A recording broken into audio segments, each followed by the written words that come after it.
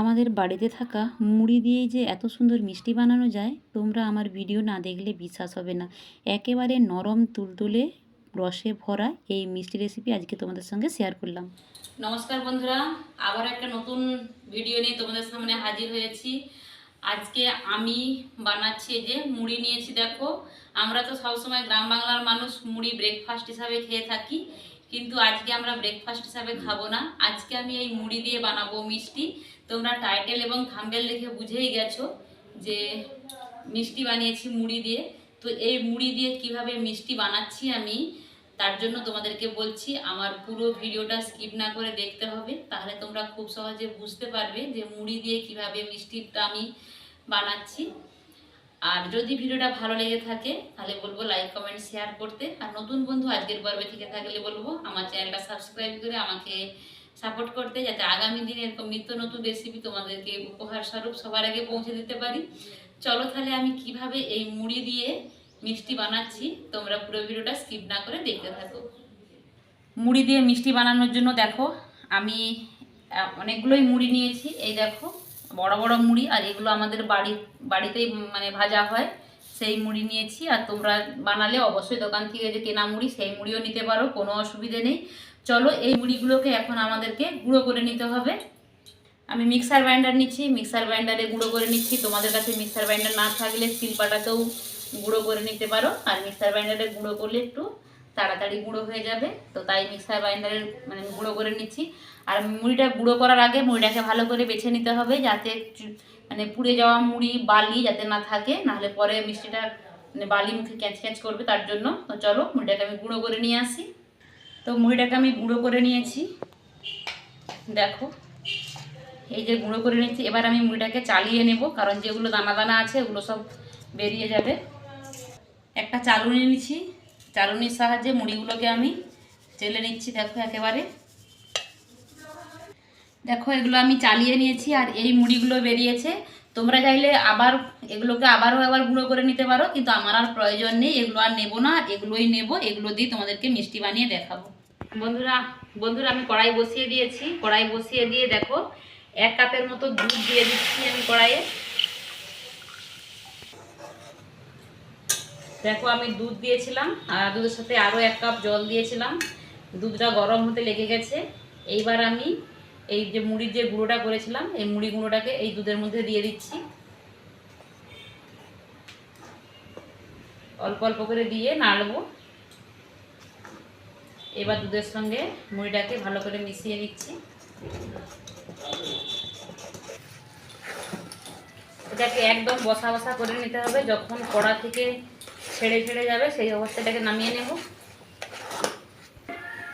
দেখো এরকম বসা বসা হয়ে গেছে। এবার আমি এটাকে নামিয়ে নেব। গ্যাসের ফ্লেম বন্ধ করে দিয়েছি। বন্ধ করে দেওয়ার পর এবার এটাকে নামিয়ে নিয়ে ঠান্ডা করে নেব। ওইদিকে ডোটা ঠান্ডা হতে থাক, এদিকে মিষ্টির জন্য চিনির শিরা লাগবে, তার জন্য আমি 1 বাটি চিনি দিয়ে দিচ্ছি, মানে 200 গ্রামের মতো চিনি। আর ওই বাটি মেপে আমি 2 বাটি জল দিয়ে দিচ্ছি। অবশ্যই মেজারমেন্টটা ঠিক রাখতে হবে, তাহলে চিনির শিরাটাও খুব সুন্দর হবে। চিনির শিরায় আমি 2টো এলাচ ফাটিয়ে দিয়ে দিলাম, দিয়ে একটু নাড়াচাড়া করবো। আর এই শিরাটা বানাতে গেলে চিনিটা গলে গিয়ে ফুটে গেলেই চিনির শিরাটা রেডি হয়ে যাবে। শিরাটা সুন্দর কালার আসার জন্য দেখো 1 চিমটি মতো আমি ফুড কালার দিয়েছি। আর তোমরা চাইলে কেশর ব্যবহার করতে পারো, আমার কাছে এখন কেশর নেই, তাই আমি 1 চিমটি মতো ইয়েলো ফুড কালার ব্যবহার করেছি। দেখো কালারটা কত সুন্দর হয়ে গেল না চিনির শিরার। দেখো চিনি গলে গেছে আর চিনির শিরাটা আমার হয়ে গেছে। এটা কোনো 1 তার 2 তার কোনো কিছুই করতে হবে না, চিনিটা গলে গেলেই হয়ে যাবে। তো আমার শিরাটা হয়ে গেছে। শিরাটাকে আমি এবার বন্ধ করে রেখে দেব। এদিকে এটা ঠান্ডা হয়ে গেছে, হালকা ঈষৎ গরম আছে। এরকম অবস্থায় এটাকে আমি এবার রেডি করব। দেখো 10 টাকা দিয়ে আমি একটা গুঁড়ো দুধের প্যাকেট দিলাম। এবার আমি 1/2 চামচ বেকিং পাউডার দিয়ে দিলাম, 1 চামচ ঘি দিয়ে দিলাম। শেষে আমি একটা ডিম ফাটিয়ে এর মধ্যে দিয়ে দিচ্ছি। এবার সব কিছু উপকরণ হাত দিয়ে মাখিয়ে নেব। তোমরা চাইলে কিন্তু ডিমটা স্কিপ করতেও পারো, ডিমটা নাও দিতে পারো, কোনো অসুবিধে নেই। এবার হাত দিয়ে ভালো করে এটাকে মেখে নেব। সমস্ত কিছু উপকরণ হাত দিয়ে সুন্দর করে মেখে নিয়েছি। আর ডোটা এরকম মানে চিটালো আঠা আঠা হবে, হাত থেকে ছাড়বে না, এরকম ডো হবে। তো এরকম হলে মিষ্টিটা ভালো হবে। তো চলো, এটা আমার হয়ে গেছে। এবার হাতটা ধুয়ে পরিষ্কার করে নিই আমি। তো এবার আমি মিষ্টিগুলো গড়ে নেব। তার জন্য নিয়েছি যে ঘি, হাতে করে একটু ঘি লাগিয়ে নেব যাতে হাতে না লেগে যায়, তার জন্য। নেওয়ার পর একটু করে যে ডো নিচ্ছি, দেখো ডো নেওয়ার পর হাত দিয়ে এবারে গোল করে নেব। আমি মুড়ি দিয়ে গোলাপজাম বানাচ্ছি, তোমরা চাইলে বিভিন্ন শেপে মিষ্টিটাকে বানাতে পারো, কোনো অসুবিধে নেই। তো দেখো মিষ্টিটা একদম আমার রেডি হয়ে গেল। আবার আরেকটা বানিয়ে দেখাচ্ছি, আর একই রকম সাইজ করার চেষ্টা করব। তো আরেকটাও রেডি হয়ে গেল, গাগুলো খুব সুন্দর মোলায়েম হয়েছে। চলো সবগুলো একই রকমভাবে গড়ে নিই। তো দেখো বন্ধুরা, আমার সব মিষ্টিগুলোই গড়া হয়ে গেছে। আর দেখো একদম এক থালা মানে মিষ্টি হয়ে গেছে। তো চলো এগুলোকে এবার আমি তেলে ভেজে নেব। বন্ধুরা, কড়াই বসিয়ে দিচ্ছি। কড়াই বসিয়ে দিয়ে কড়াইতে সাদা তেল দিয়ে দিচ্ছি।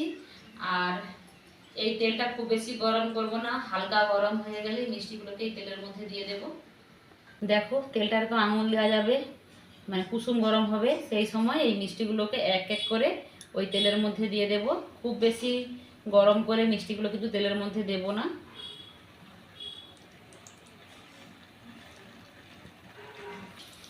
দেখো সব মিষ্টিগুলোকে এক এক করে আমি দিয়ে দিলাম এই তেলের মধ্যে। এইভাবে একটু ঘুরিয়ে দিচ্ছি। দেখো মিষ্টিগুলো চারধারে গড়ে যাচ্ছে, আর মিষ্টিগুলো অনেকটা ফুলেও যাচ্ছে। দেখতে কতটা সুন্দর লাগছে দেখো। দেখো সব মিষ্টিগুলোই কিন্তু ফুলতে লেগে গেছে।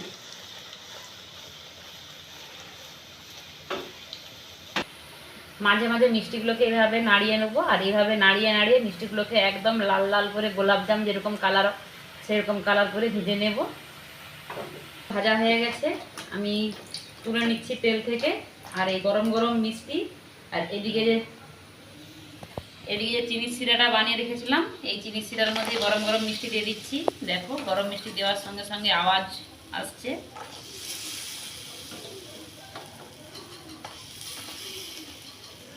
এবার আমি চিনির শিরাটাকে আরেকবার গ্যাসে বসিয়ে দিলাম, দিয়ে মিষ্টির শিরার মধ্যে আমি মিষ্টিগুলোকে ভালো করে একটু নাড়াচাড়া করে দিচ্ছি। এবার ঢাকনা দিয়ে ঢেকে 2 মিনিট মতো ফুটিয়ে নেব।